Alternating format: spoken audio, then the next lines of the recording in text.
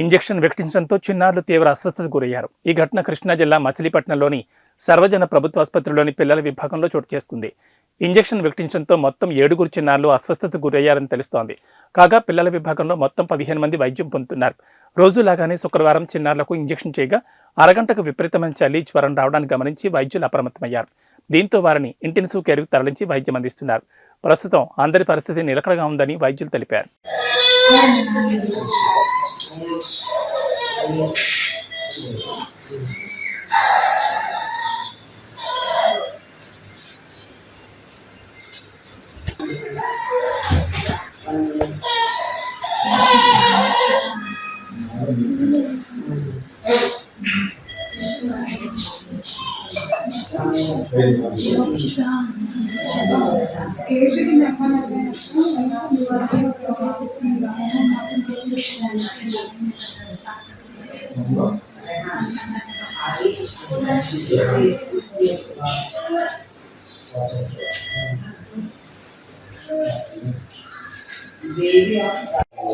రోజువారీ అడ్మిషన్ చేయకుండా వేరే అడ్మిషన్ చేశారు.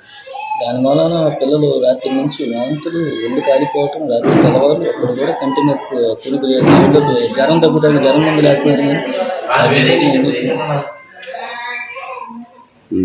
ఆ ఇంజక్షన్ ఇంతవరకు పిల్లవాడు రిలీఫ్ అవ్వలే.